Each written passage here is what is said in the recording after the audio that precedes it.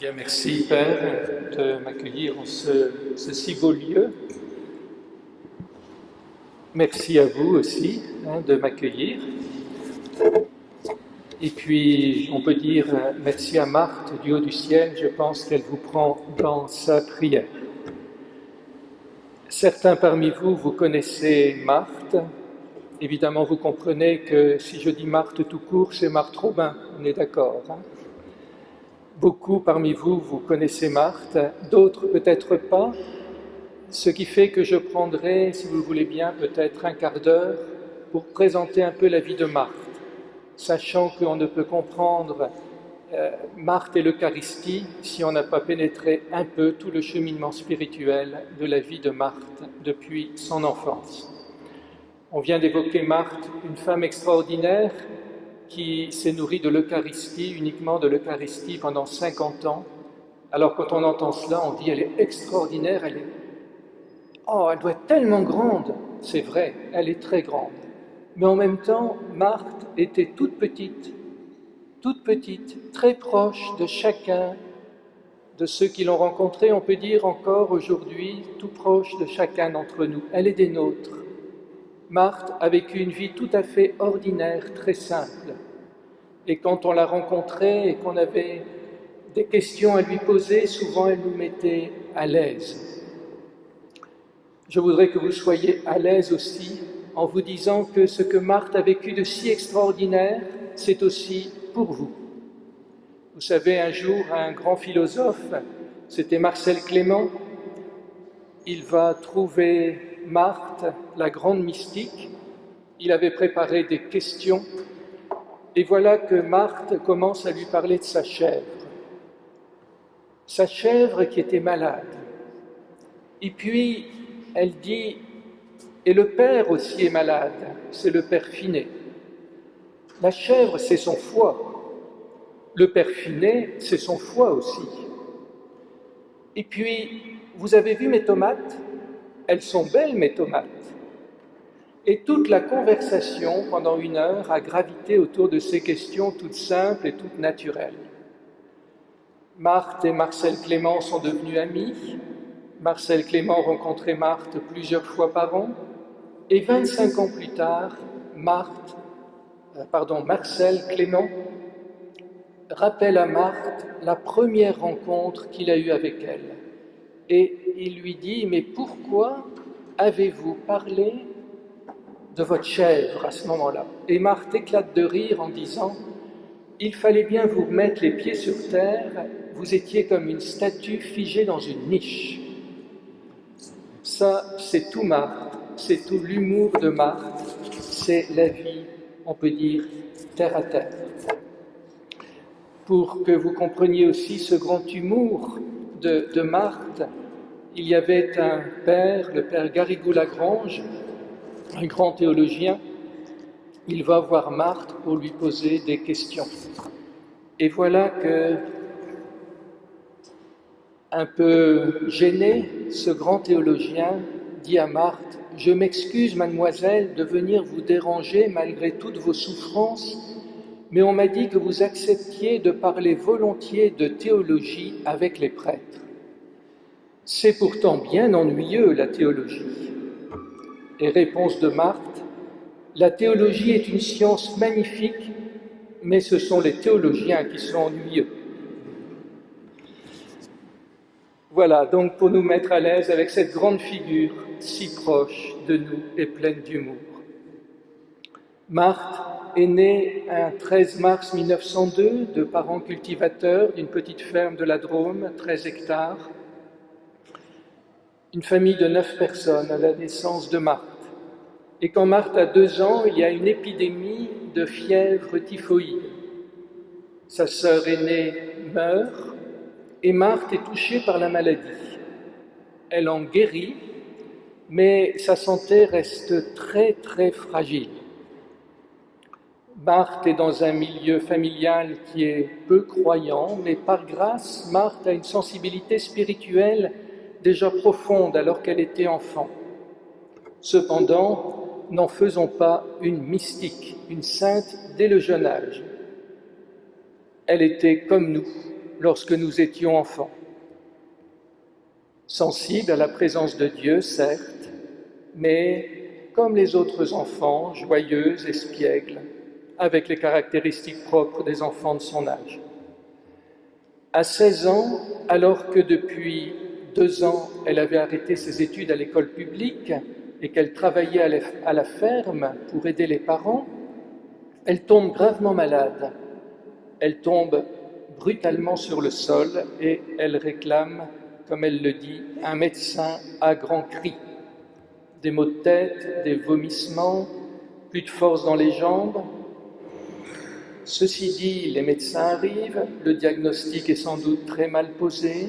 Marthe est soignée comme on peut, on lui donne simplement de l'aspirine. Pendant longtemps, Marthe pensera être atteinte de rhumatisme. En fait, c'est une maladie beaucoup plus grave, évolutive, qui s'est développée de l'âge de 16 ans jusqu'à l'âge de 37 ans, donc sur plus de 20 ans. Maladie qui s'installera définitivement en 1939 et jusqu'au moment de sa mort en 1981, lorsqu'elle avait 79 ans. Donc de l'âge de 27 ans à l'âge de 80 ans, pratiquement, Marthe ne bougera pratiquement plus et restera dans son lit. Il y a d'abord eu une première poussée de la maladie qui va porter sur la mobilité des jambes, qui amène une paralysie progressive de 16 ans jusqu'à l'âge de 26 ans. Elle sait à ce moment-là qu'elle ne pourra plus marcher. Il y a une révolte, et c'est tout à fait normal, contre la maladie. Elle cherche à guérir, elle se bat pendant une dizaine d'années pour guérir, elle suit des cures thermales. On ne va pas dire qu'elle se révolte contre Dieu, mais quand même, elle dit « Mais bon Dieu, tout le monde peut accomplir sa vocation et moi je ne peux pas ». Marthe avait le désir d'être carmélite, comme des filles de son âge. Elle avait de grands désirs, mais elle n'était pas encore dans la vie mystique comme on a pu la connaître par la suite. En tout cas, elle disait « Tout le monde peut accomplir sa vocation et moi je ne peux pas ». Les étapes de mon existence, dit-elle, ont été écrites sur un tableau bien noir. Je me sens brisée physiquement, moralement, et serais bien mieux dans la terre que dessus, à mon avis. Voilà ce qu'elle écrit en 1927. Elle a donc 25 ans. Et puis, vous avez 2 autres poussées de la maladie, de l'âge de 26 ans, 27 ans, jusqu'à l'âge de 28-29 ans, une paralysie progressive des voies digestives. À partir de 1930, elle ne pourra absolument plus s'alimenter, et ceci jusqu'à la fin de sa vie. Et enfin, une 3e poussée de la maladie qui amènera une paralysie du nerf optique. À partir de 1939, elle ne pourra plus supporter le moindre rayon de lumière, ce qui explique qu'on la voyait dans une chambre obscure avec un tout petit peu de lumière qui transparaissait au travers du rideau de sa chambre. Donc, Marthe, frères et sœurs, était d'abord une malade comme nous pourrions l'être et comme nous en rencontrons dans les hôpitaux ou dans nos familles. Ne disons pas que c'est le Seigneur qui l'a rendue malade, comme on a pu l'écrire dans certains livres. Non. Le mal, la maladie, est dans le monde. Marthe n'en a pas été indemne, comme parfois nous-mêmes, nous pouvons ne pas en être indemnes. Et puis voilà un événement marquant dans la vie de Marthe. Nous sommes en 1928. Il y a une mission paroissiale qui dure 3 ou 4 semaines. Le curé désire renouveler sa paroisse. Il fait venir 2 capucins qui donnent des enseignements le soir. Et puis, à la fin de ces enseignements, il y a un renouvellement des engagements du baptême à la fin de cette mission paroissiale. Les malades n'ayant pas pu assister aux enseignements, les capucins vont donc les rencontrer. C'est ainsi que ces 2 prêtres rencontrent Marthe. Ils sont profondément touchés par cette rencontre avec Marthe, et pour Marthe aussi, un nouvel horizon s'ouvre. Nous sommes en 1928. Marthe est paralysée dans sa chambre. En 1925, 3 années auparavant, elle a rédigé un acte d'offrande au Seigneur. Elle disait, puisque je ne peux pas être carmélite, je peux au moins offrir ce que je suis et ce que j'ai. Mon Carmel, d'une certaine manière, ce sera ma chambre. Et elle a fait de toute sa vie et de son lit de malade une offrande, généreuse, joyeuse, mais aussi dans le combat avec la souffrance de la maladie. Mais d'une certaine manière, il y avait là une offrande, mais pour aller dans quel sens? Et ce sont les Capucins qui lui ont fait découvrir que l'offrande de sa vie pouvait avoir une fécondité extraordinaire en union avec la grande offrande du Christ à l'Eucharistie et dans le mystère pascal. Certes, Marthe avait déjà perçu ces horizons-là, mais il a fallu une rencontre plus bouleversante avec 2 sacrements que Marthe a vécus en rencontrant les 2 Capucins, sacrement de la réconciliation et tout de suite après, sacrement de l'Eucharistie. Je vous rappelle qu'à cette époque-là, on ne communiait pas aussi souvent qu'aujourd'hui. Le pape qui a proclamé la possibilité de la communion fréquente, Pie X, je crois, donc Pie X, c'est tout de même relativement récent dans notre histoire. Eh bien, Marthe a eu le cœur préparé par, on peut dire, la souffrance de la maladie, et puis elle a vécu donc ces 2 sacrements d'une manière très intense, un cœur disponible, un cœur ouvert. Et voici ce que dit Marthe dans son journal spirituel. « On m'avait bien dit de faire mon journal, eh bien je l'ai fait cette semaine. Mais j'ai laissé une page toute blanche et personne ne saura ce qui s'est passé chez moi. Lundi, je me suis confessé au père Marie Bernard, un des 2 Capucins, puis entre ma confession et ma communion, ma page restera blanche et on ne saura qu'au ciel ce qui s'est passé. » Marthe n'en dit pas plus, mais on peut dire que toute la vie de Marthe a parlé par la suite. On peut penser que les 2 Capucins ont fait comprendre à Marthe, en s'appuyant sur la vie de saint François d'Assise, que de la croix du Christ jaillit une fécondité extraordinaire. Et Marthe a reçu le sacrement de la miséricorde. Marthe a compris à ce moment-là, dans ce sacrement, que la grande miséricorde du Christ, elle jaillit de son offrande sur la croix. Pour Marthe, la croix est un lieu de vie, un lieu de fécondité. Elle l'a expérimenté au travers de la miséricorde reçue dans le sacrement de la réconciliation. D'une certaine manière, c'est le cri de Jésus en croix, « Père, pardonne-leur, ils ne savent pas ce qu'ils font ». Marthe a relié cette grande miséricorde reçue dans le sacrement au cri de Jésus en croix. Pour elle, la croix a été alors un horizon d'une fécondité absolument extraordinaire. Et puis, quelques heures après, ou le lendemain, je ne sais pas, je ne sais plus, Marthe a reçu l'Eucharistie, elle a communié. La rencontre de Marthe avec Jésus Eucharistie a été pour elle la rencontre avec le Sacré-Cœur de Jésus. Il n'y a pas de plus grand amour que de donner sa vie pour ses amis, comme Jésus l'a fait en instituant le sacrement de l'Eucharistie. Alors, Marthe dira, 1 année après cette expérience fondamentale à la fin de la mission paroissiale à Châteauneuf-de-Galore, ma vocation, je l'ai trouvée, le Sacré-Cœur de Jésus en croix est la demeure inviolable que j'ai choisie sur la terre. Le Sacré-Cœur de Jésus en croix est la demeure inviolable que j'ai choisie sur la terre. Donc l'Eucharistie, le sacrement de la miséricorde, la fécondité de l'offrande du Christ sur la croix, voilà ce qui a marqué profondément Marthe à la fin de cette mission paroissiale. Voilà, frères et sœurs, une petite introduction pour nous faire comprendre davantage comment Marthe a vécu l'Eucharistie. Ensuite, après 1928, vous le savez, c'est, on peut dire, une entrée très vite, très rapide dans la vie mystique. 1930, en octobre 1930, Marthe est stigmatisée, et vivra la passion chaque semaine. Chaque semaine. Jésus lui apparaît et lui dit « Veux-tu être comme moi ?» Et évidemment, c'était le désir du cœur de Marthe. Jésus va au-devant du désir du cœur de Marthe, rentrer dans une communion d'amour avec Jésus. « Veux-tu être comme moi ?» Marthe dit « Oui ».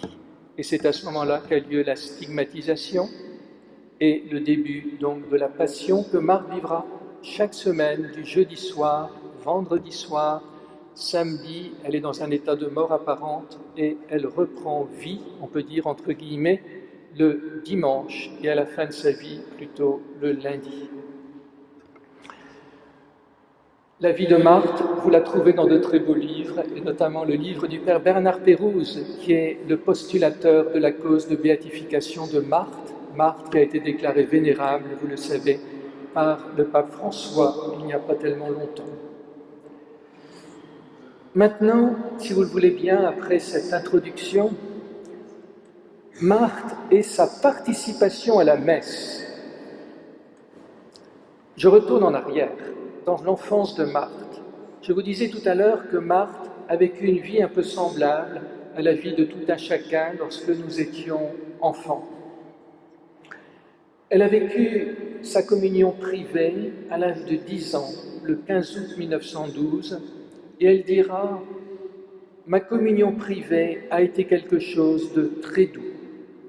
Je crois que cela a été une prise de possession de notre Seigneur. Je crois que déjà, il s'est emparé de moi à ce moment-là. » Alors vous allez me dire, mais déjà, donc à l'âge de 10 ans, c'était une fille extraordinaire. Mais non, mes amis, vous savez très bien, vous, parents et grands-parents, qui avez préparé vos enfants à la première communion, en lien avec les catéchistes, à quel point un enfant qui a le cœur ouvert peut recevoir une grâce extraordinaire en rencontrant Jésus, l'Eucharistie, en faisant cette première communion. Personnellement, je puis vous dire que j'ai eu la grâce de préparer aussi des enfants à cette première communion. Ils ont vécu, j'ai eu le témoignage de beaucoup d'entre eux qui ont vécu des grâces extraordinaires. Donc Marthe a vécu une grâce que beaucoup d'enfants parmi nous peuvent vivre aussi. Et puis Marthe, ensuite, 2 ans plus tard, fait ce qu'on appelle sa communion solennelle. Marthe a ensuite un très grand désir de recevoir la communion le plus souvent possible, et même quand elle garde les bêtes de la ferme des parents, elle s'arrange pour aller quand même recevoir l'Eucharistie. Elle confie les bêtes à son chien, et puis elle dit « Toi, tu t'en occupes, moi j'ai autre chose à faire ». Et elle allait recevoir la communion. Il faut noter une relative tiédeur à l'adolescence chez Marthe, comme beaucoup d'enfants, c'est normal. Mais cela n'a pas duré, dit Marthe. La dernière fois où Marthe a pu se rendre à la messe au village, c'était le 11 novembre 1921. Elle a donc, maintenant vous calculez bien, puisqu'elle est née en 1902, elle a donc 19 ans. C'est sa dernière participation complète à la messe paroissiale.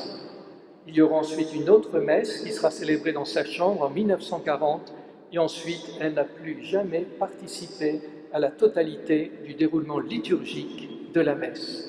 Mais elle a vécu l'Eucharistie d'une autre manière.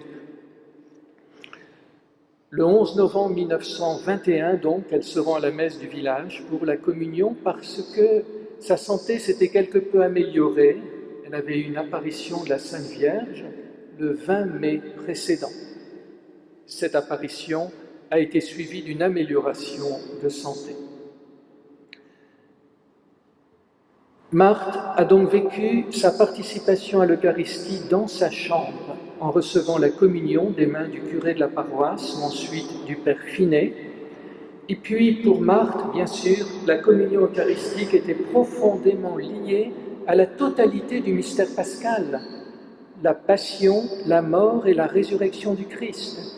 Marthe ne peut pas dissocier le jeudi saint, le moment de l'institution de l'Eucharistie, avec les événements qui ont suivi la grande offrande du Christ pour la rédemption du monde.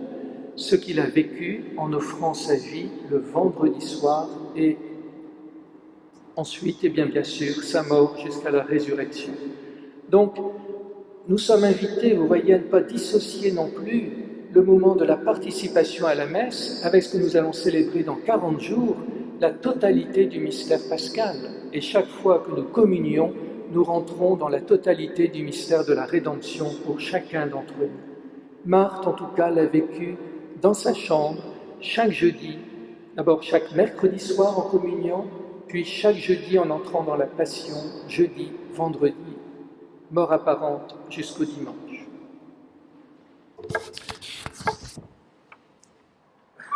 J'ai retrouvé des notes du Père Finet, qui a été donc depuis 1936 le Père spirituel de Marthe, et dans ses notes personnelles, le Père Finet évoque la communion de Marthe, puisque notre entretien est centré sur Marthe et l'Eucharistie. Comment Marthe communiait-elle? Le Père Finet disait « J'apporte le plus souvent Jésus à Marthe le mardi soir. Certaines semaines, je le porte 2 fois, le lundi et le mardi ou le mercredi. Marthe me dit ceci, « Je me confesse chaque fois de tous mes péchés et avant chaque communion. Même si je communie 2 jours de suite, je ne pourrai pas communier sans que vous me confessiez. J'en ai vraiment reçu l'ordre de Dieu lui-même, car je porte vraiment en moi non seulement mes péchés personnels, mes malheureux péchés, mais aussi les péchés du monde dont je suis chargé par le bon Dieu.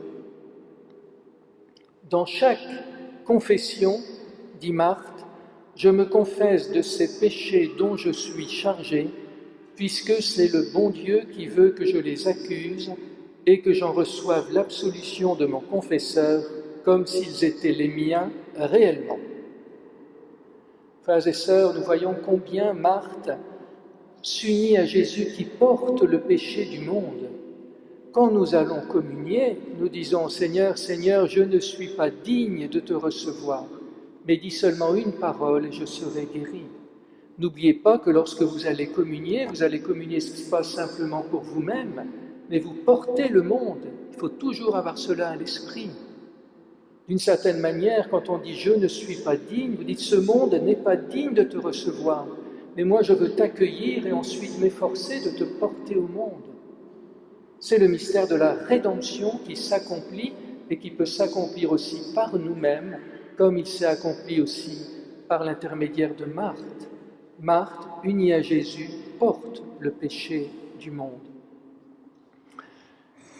Marthe, après avoir prié avec le Père Finet et récité le chapelet, reçoit Jésus dans la communion. L'hostie est déposée par mon Père, dit Marthe, sur le bord de ma bouche. Immédiatement, elle s'en va d'elle-même dans mon cœur, sans que je fasse de mouvement, avec plus ou moins d'empressement, sans que je l'avale moi-même. Il m'est arrivé de demander à Jésus de demeurer un peu dans ma bouche, car, me semblait-il, je pourrais, avant qu'il descende en moi, me livrer un moment à l'adoration. Quelques très rares fois, Jésus a consenti à rester un moment dans ma bouche, à ma prière, mais presque toujours c'est le contraire qui se produit, même si je fais cette demande, comme si notre Seigneur avait hâte de s'unir à sa petite je ne sais quoi, comme ça qu'elle s'appelait, je ne sais quoi, une petite je ne sais quoi. Nous voyons donc la hâte de Jésus d'entrer dans une alliance, dans une communion avec un grand amour, avec Marthe. J'ai connu le Père Imbert, qui a fondé le foyer de charité de Notre-Dame de la Cépède, où je suis actuellement, et le Père Imbert a pu donner la communion à Marthe. Ça n'a pas été mon cas, j'ai pu rencontrer Marthe plusieurs fois dans sa chambre, et aussi un vendredi saint, durant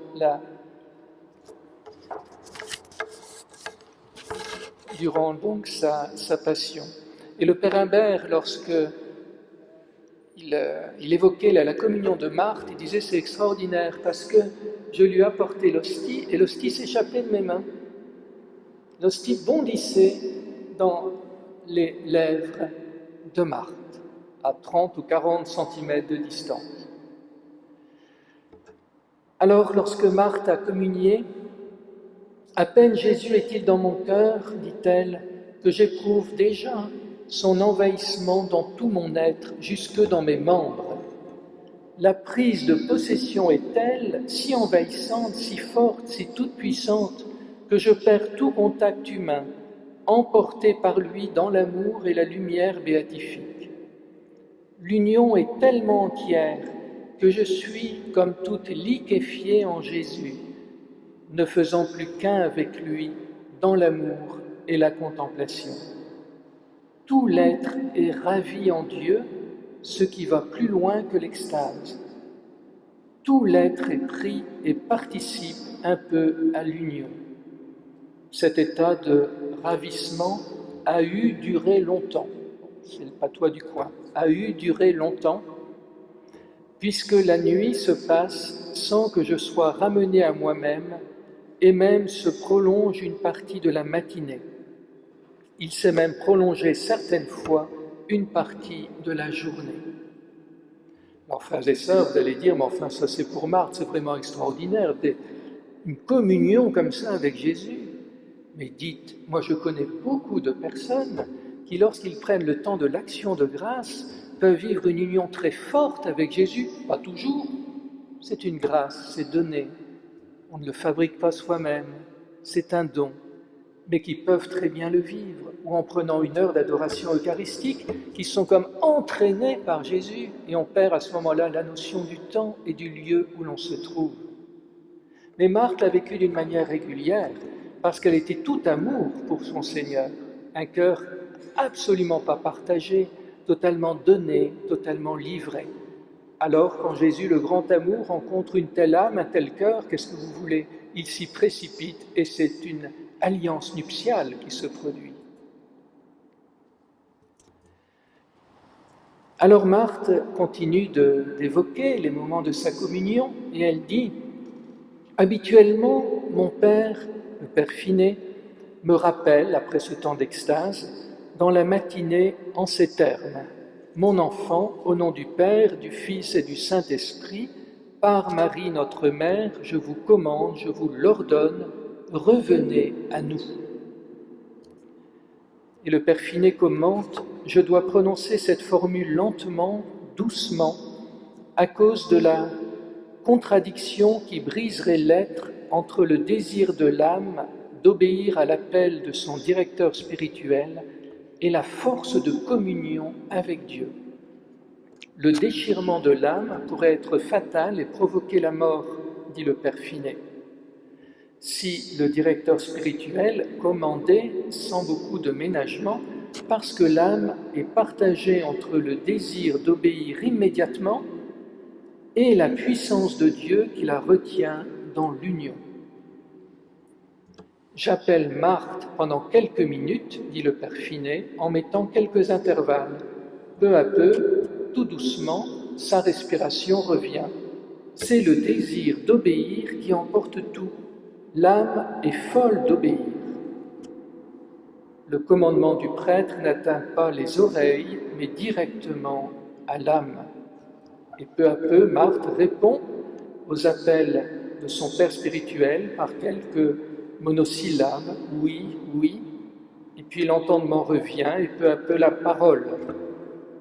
Marthe est un peu hébétée par cette remise en mouvement, ce retour à la vie. C'est un retour qui est dur pour Marthe. Qu'est-ce que vous voulez? Elle est dans une union nuptiale extraordinaire et elle revient à la vie, là, avec les souffrances aussi de sa maladie. Les moments de repos pour elle, ce ne sont pas les nuits, car Marthe ne dormait pas la nuit. Les moments de repos, c'était les moments de communion eucharistique et les extases qui en ont suivi. Moments de joie ineffable, mais aussi parfois, comme le dit Marthe, des moments de douleur.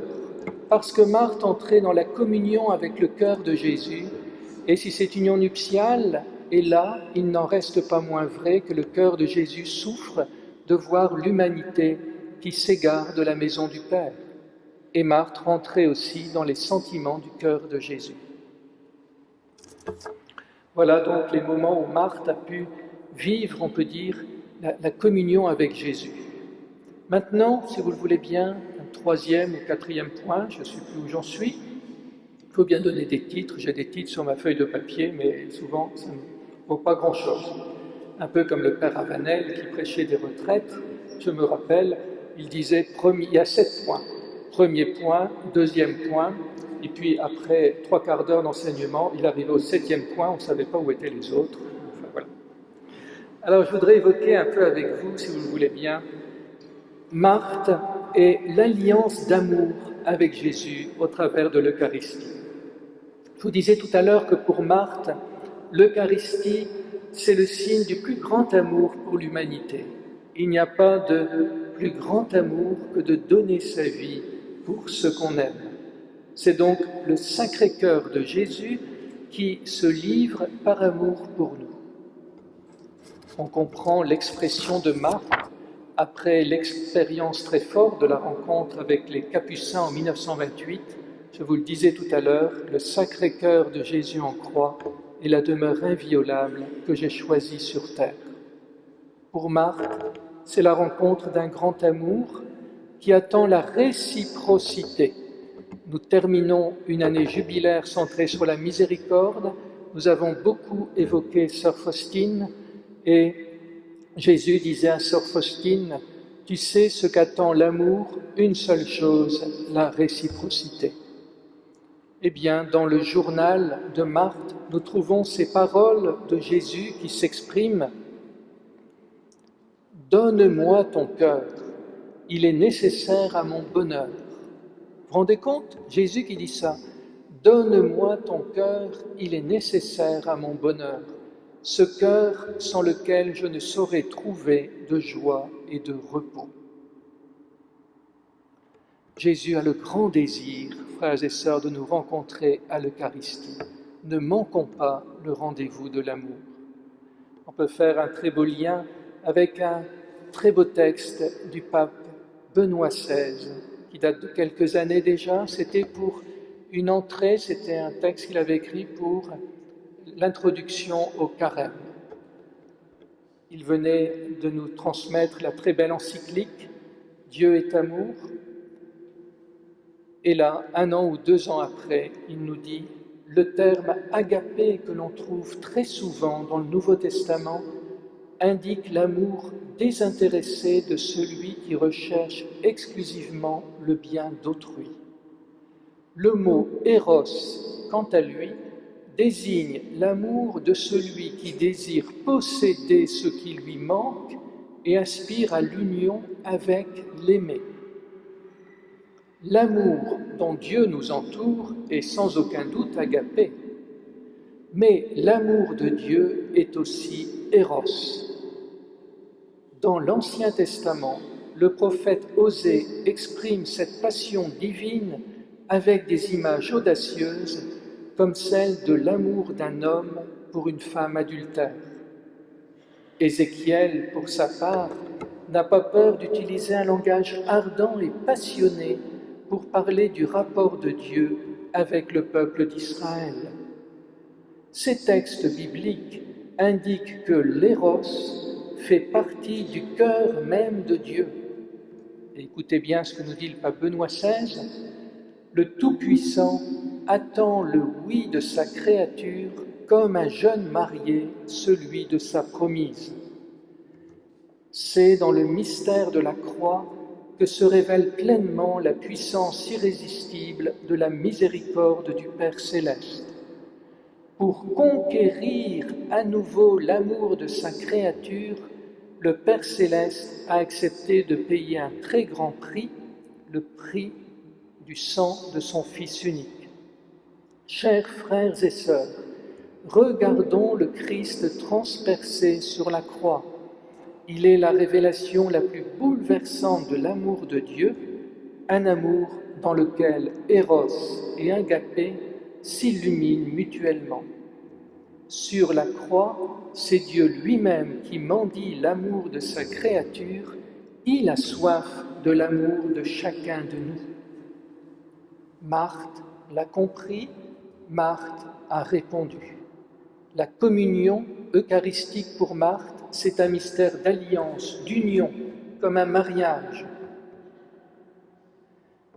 Et dorénavant, à chaque communion, Marthe fera cause commune avec Jésus, avec Dieu. Elle rentrera dans la profondeur, comme dit saint Paul, la hauteur, la profondeur, la largeur de l'amour de Dieu qui surpasse toute connaissance, et elle prendra fait et cause pour Jésus, pour le salut du monde. Ce qui habite le cœur de Jésus a habité ensuite le cœur de Marthe. Frères et sœurs, chaque fois que nous communions, Jésus désire nous faire participer à sa mission, désire que nous soyons collaborateurs de cette mission de rédemption du monde, porter l'amour au cœur du monde. Marthe l'a vécu d'une manière absolument parfaite. Je sens bien que tout ce que Jésus me donne en se donnant à moi, je suis palpitante et toute saisie de respect, d'amour, me demandant ce que j'apporterai et ce que je donnerai, moi, pauvre petite indigente, à ce Dieu qui me comble de grâce, de bonté, de miséricorde. Je me demande ce que j'apporterai et donnerai, moi, pauvre petite indigente, à ce Dieu qui me comble de grâce. Voilà le désir de répondre à l'amour. Elle confiera au Père Fort, le curé de la paroisse, les jours de communion sont des jours de joie indicible, lumière éblouissante, ravissement. Oh, que c'est beau! Et le terme le plus important, c'est le mot union. Ravissement, union de l'âme. Un père de l'Église qui citait le livre du Cantique des Cantiques, le premier verset du livre du Cantique des Cantiques. Est-ce que vous connaissez quel est le premier verset du Cantique des Cantiques? Comment? Oui, exactement. Qu'il me baise d'un baiser de sa bouche, d'un baiser de ses lèvres. Eh bien, le Père de l'Église dit, c'est ce qui se passe quand tu reçois l'Eucharistie sur les lèvres. C'est un baiser d'amour, c'est une étreinte trinitaire, qu'il me baise d'un baiser de ses lèvres. La petite Thérèse dit, mais enfin, il y a de la redondance là-dedans. Le bien-aimé du cantique pourrait dire qu'il me donne un baiser, quoi. Non, qu'il me baise d'un baiser de ses lèvres. Frères et sœurs, c'est une étreinte trinitaire. Qu'il me baise, c'est la source et le Père. D'un baiser, le baiser dans l'Écriture, c'est toujours le Saint-Esprit. Et de ses lèvres, les lèvres, c'est Jésus. Et ce Père de l'Église dit, voilà ce qui se passe quand tu reçois la communion avec un grand amour. C'est une étreinte d'amour, ce sont les trois personnes divines qui te serrent tout contre elles. Le divin Maître, dit Marthe, s'empare de tout et absorbe tout. Il n'y a plus rien qui ne soit à lui seul. Seul le Tout-Puissant peut donner ce bonheur à mon âme, seul il peut la contenter pleinement.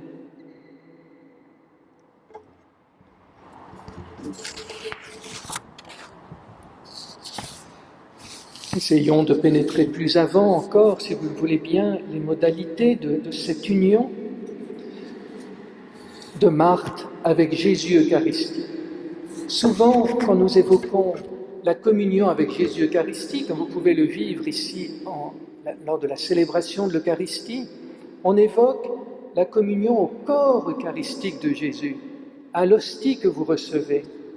Mais en fait, n'oubliez pas qu'il y a ce qu'on appelle les deux tables eucharistiques.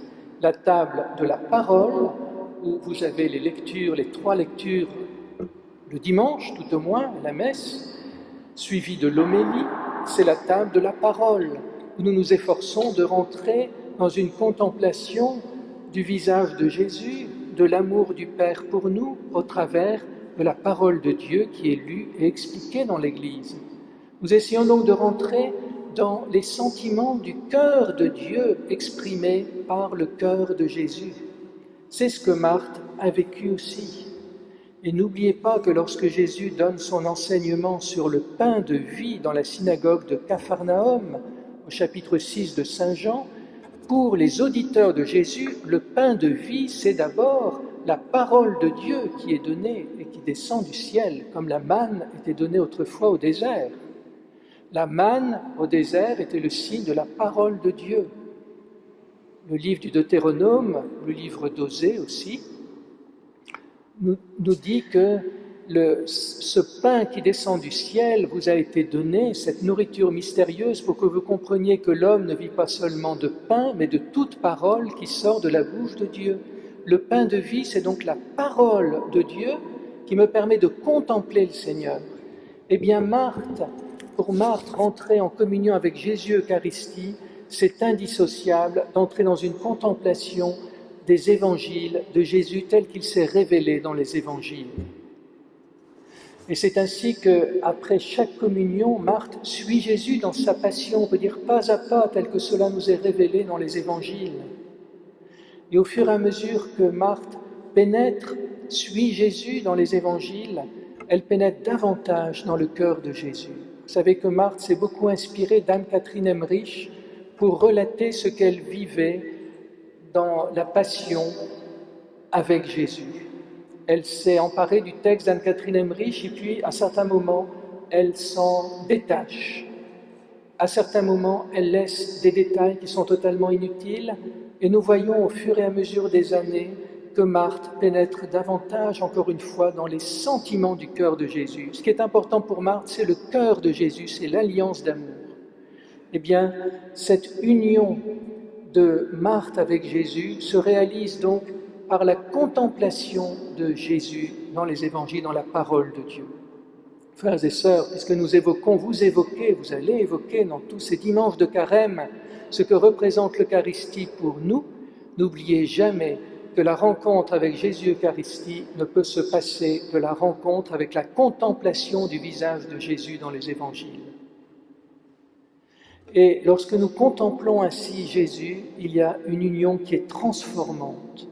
Marthe a été transformée en contemplant Jésus et en assimilant Jésus hostie. Le corps, la sensibilité, l'intelligence de Marthe ont été touchés. Marthe a été enseignée par Jésus au cœur de l'Eucharistie. L'Eucharistie n'est donc pas simplement un lieu d'union, mais aussi d'enseignement et de transformation par l'enseignement qui est donné. Frères et sœurs, je vous dis cela très rapidement et simplement, parce qu'on n'a pas beaucoup de temps, mais lorsque nous plongeons dans les textes que Marthe nous a transmis, lorsque nous plongeons dans les événements de sa vie, nous comprenons à quel point l'Eucharistie est indissociable de l'Évangile, de la contemplation, de l'union à Jésus, tels que les évangélistes nous les ont transmises, nous les ont données. Marthe ne peut pas manger. Et elle perd du sang chaque nuit et à chaque passion. Cependant, Marthe ne meurt pas. Où trouve-t-elle sa force? Où trouve-t-elle sa force? Eh bien, dans l'hostie qu'elle recevait chaque semaine. Frères et sœurs, le Christ a dit « Ma chair est une vraie nourriture et mon sang une vraie boisson ». C'est exactement ce que Marthe a vécu. Marthe est un signe pour que nous comprenions que l'Eucharistie est une nourriture, est une force. Lors d'une passion, le 16 août 1945, elle dit ceci « J'ai envie de crier à ceux qui me demandent si je mange, que je mange plus qu'eux, car je suis nourri par l'Eucharistie du sang et de la chair de Jésus.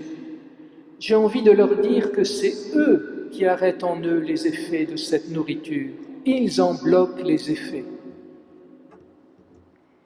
Elle dit à Jean Guiton en 1958 « Je ne me nourris que de cela. »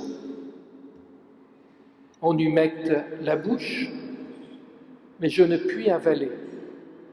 Effectivement, le père Finet, chaque jour, humectait la langue de Marthe avec un peu d'eau mêlée de vin blanc, pour que sa langue ne reste pas collée au palais. Le liquide retombait ensuite sur un petit plateau qui était placé sous le menton de Marthe et était jeté ensuite dans le lavabo. Pendant 50 ans, Marthe se contentera d'avoir les lèvres humectées avec de l'eau mêlée de vin ou de café, mais jamais de boisson. Et Marthe continue en disant « L'hostie me procure une impression physique de nourriture. Jésus est en tout mon corps, c'est lui qui me nourrit, c'est comme une résurrection. » Voyez le signe qui nous est donné là.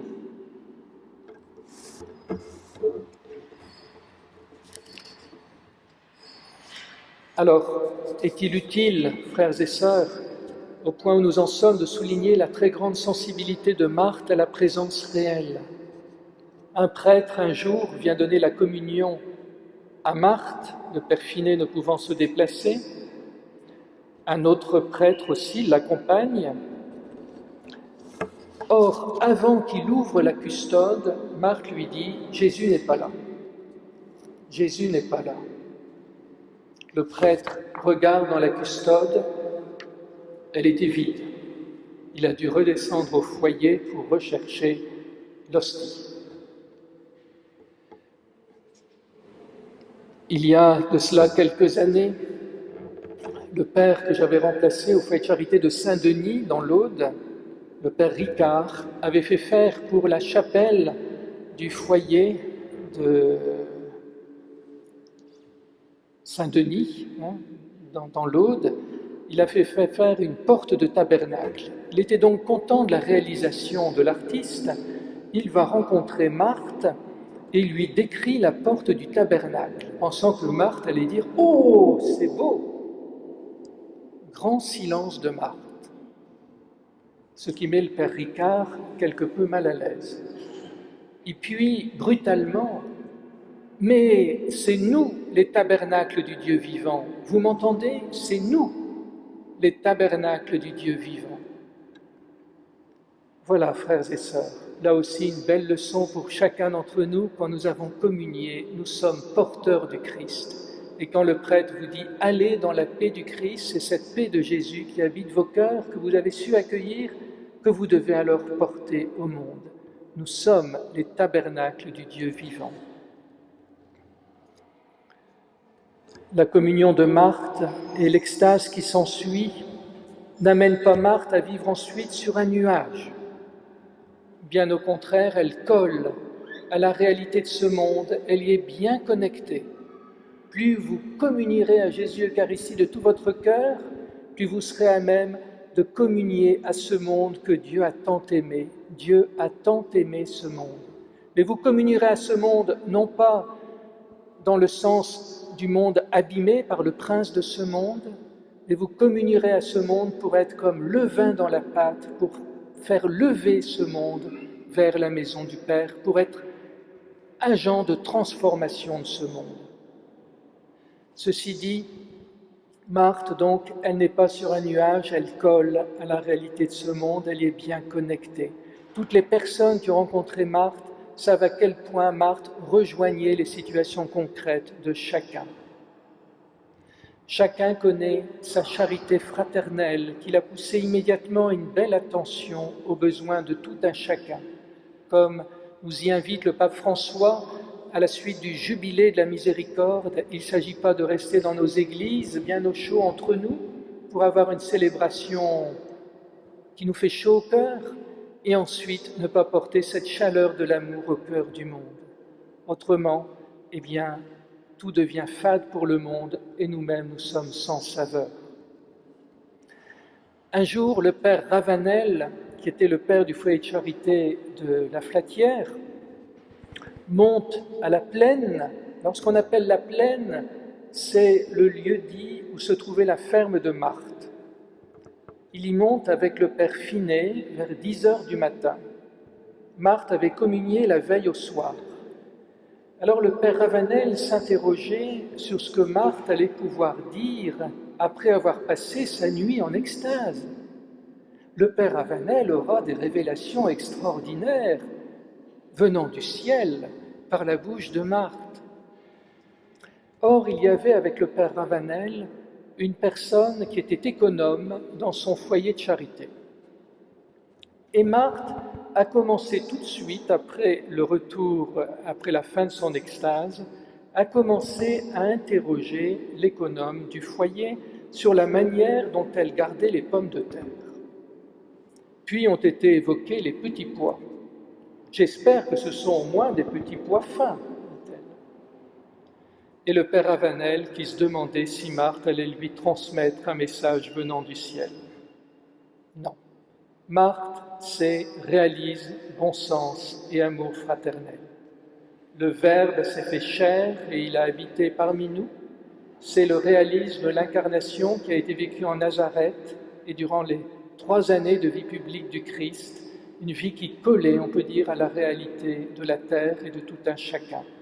Et le Verbe qui s'est fait chair continue de se faire chair en chacune de nos Eucharisties, sur l'autel, puis il vient en notre cœur, et venant en notre cœur, nous sommes invités aussi à vivre la sainteté au naturel, en rejoignant nos frères et sœurs dans le naturel qui est le nôtre et le leur, dans notre Nazareth à nous.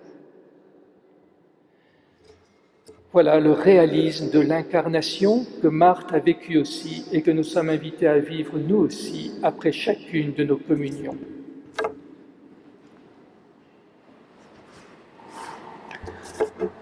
Il va falloir bientôt penser à la piste d'atterrissage, mais je n'ai pas tout à fait fini.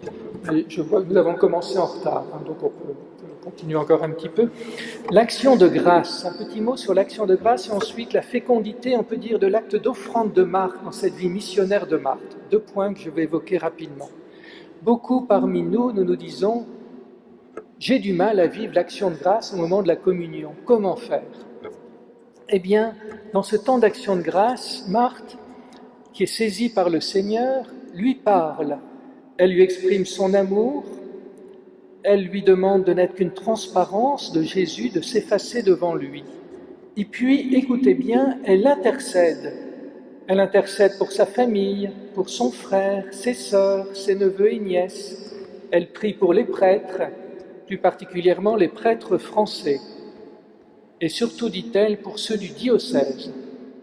Enfin, elle nomme tous ses amis et bienfaiteurs, tous les malades qu'elle connaît, pour lesquels on lui a demandé de prier, toutes les âmes qu'on a confiées à ses prières, pour les pécheurs, les affligés, les agonisants, les âmes du purgatoire, pour les besoins de l'Église et du Saint-Père, pour la guérison morale de la France. Alors, Marthe apparaît vraiment, on peut dire, comme une mendiante, une quémandeuse. Elle savait que Jésus était un bon juif. Alors elle lui dit « donnant, donnant ». Et elle lui dit « Oh Jésus, vous vous donnez tout à moi, mais je suis tout à vous. » Sous-entendu, vous ne pouvez rien me refuser.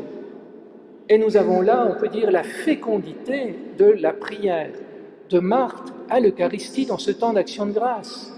Quelle fécondité, tous ceux qui ont rencontré Marthe et qui ensuite ont eu des grâces absolument extraordinaires. Marthe a porté à Jésus Eucharistie les uns et les autres. Elle collabore au salut du monde.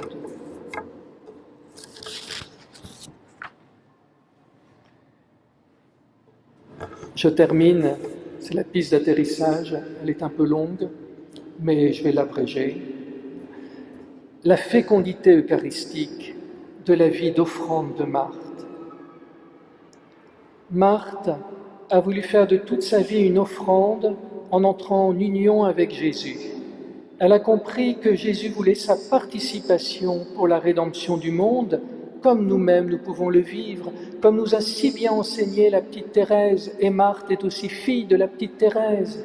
La petite Thérèse est apparue plusieurs fois à Marthe, et elle lui a dit que Marthe allait continuer sa mission sur la terre, à tel point que Marthe a dit « Oh, la coquine, elle m'a tout laissé ».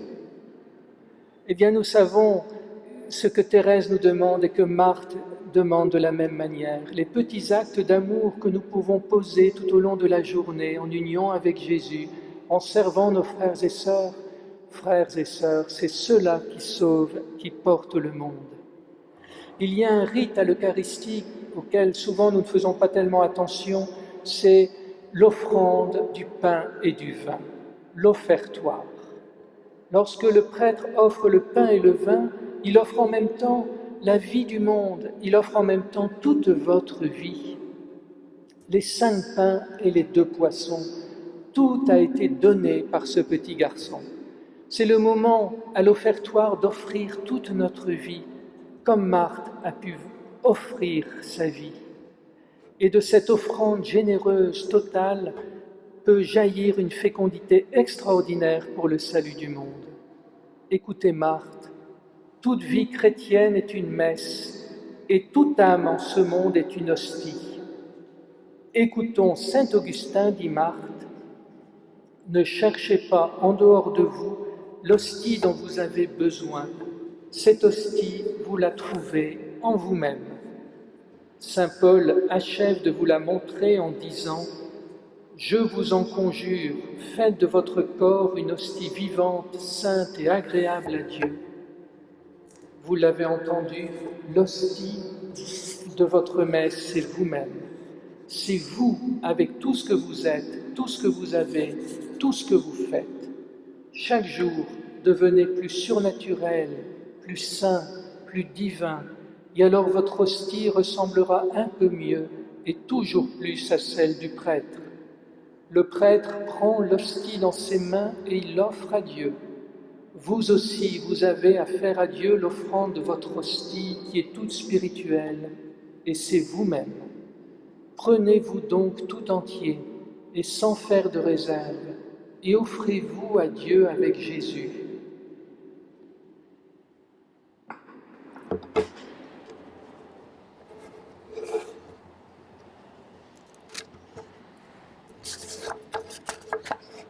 Frères et sœurs, j'ai encore beaucoup de choses, je ne voudrais pas dépasser tout de même l'horaire. 5 minutes encore.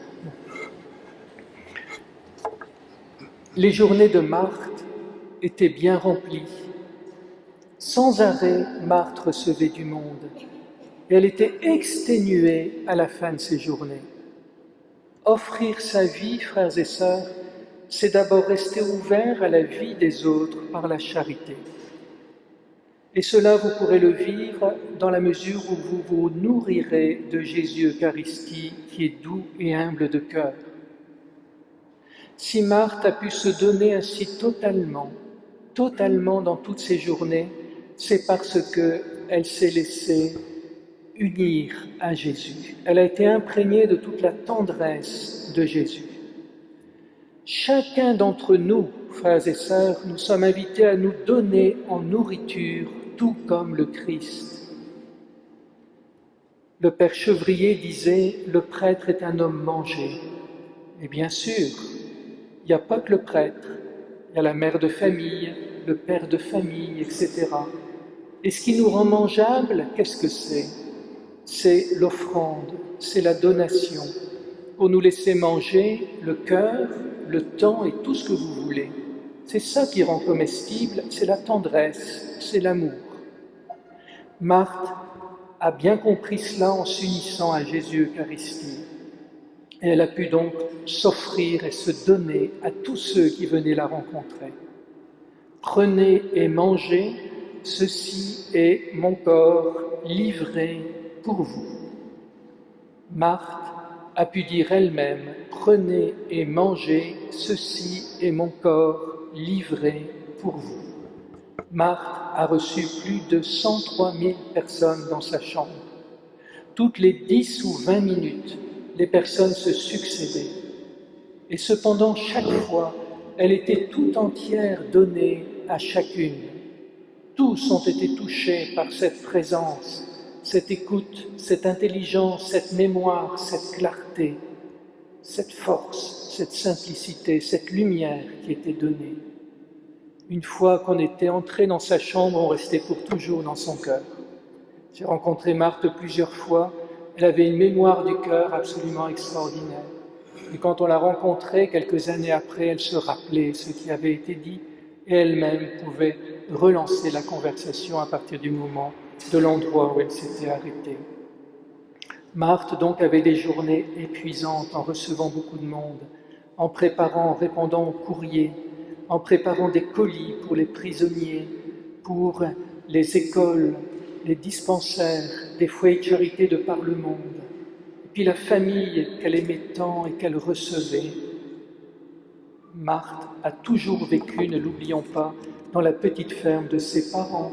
Elle aimait recevoir ses neveux et nièces. Quelle fécondité eucharistique que la vie de Marthe, une vie totalement donnée, totalement offerte, avec la force que Jésus a pu lui donner par la nourriture eucharistique de chaque jour. Plus exactement, 1 ou 2 fois par semaine, et pour elle, c'était comme si c'était chaque jour. Je termine pour de bon en évoquant une parole de Jésus à Marthe. Nous trouvons cela dans son journal le 22 février 1930. Tous nos désirs, toutes nos prières, nos offrandes, nos intentions devraient avoir jour et nuit pour but unique d'obtenir que le feu de l'amour s'allume dans tous les cœurs et que la douceur de sa grâce les fortifie et les console, dans le bonheur comme dans le malheur. Jésus a soif de donner son amour, il a soif de le donner à tous. Son cœur adorable s'ouvre devant nous avec plus de compassion, plus de miséricordieuse tendresse que jamais. J'en ai la certitude, ayant entendu ces divines paroles il y a peu de jours dans l'oraison. Alors, qu'est-ce qu'elle a entendu ? Ma fille, dit Jésus, va, dis aux hommes combien je suis bon pour ceux qui m'aiment et prodigue de mes bienfaits. Dis-leur à tous, mais surtout aux pécheurs, que je les aime et que dans mon cœur, je n'ai véritablement pour eux que de la tendresse. Ils m'ont tant coûté. J'ai les mains pleines de bénédictions que je ne demande qu'à répandre. Demande-les pour toi, pour les tiens, pour tous ceux que tu aimes, pour tous. Demande-moi des grâces de salut pour les pécheurs et je te les accorderai. Alors, du coup, Marthe dira, à la suite des paroles de Jésus, « Je voudrais être partout à la fois pour dire et redire au monde combien le bon Dieu est bon, combien il aime les hommes et se montre pour nous tendre et compatissant, à quel point il est Père et Père plein de miséricorde, que rien n'est plus facile que de le réjouir et de le satisfaire, que rien n'est plus facile que de charmer son cœur. » Frères et sœurs, Marthe nous rappelle que nous pouvons faire de toute notre vie une vie eucharistique, une vie d'offrande, une vie donnée, dans la joie du don. Une vie pour la louange et la gloire du Père. Quand le prêtre, à la fin de la messe, vous dit « Allez dans la paix du Christ », alors, un peu à l'exemple de Marthe, frères et sœurs, c'est à nous de jouer. Quelle belle mission que la nôtre, que de nous nourrir le plus régulièrement possible de Jésus Eucharistie, pour ensuite nourrir le monde qui nous est confié, et ceci par l'offrande, le don généreux de toute notre vie, au travers des multiples petites occupations de notre journée vécue dans l'amour. Frères et sœurs, que Marthe, par son intercession du haut du ciel, nous y aide.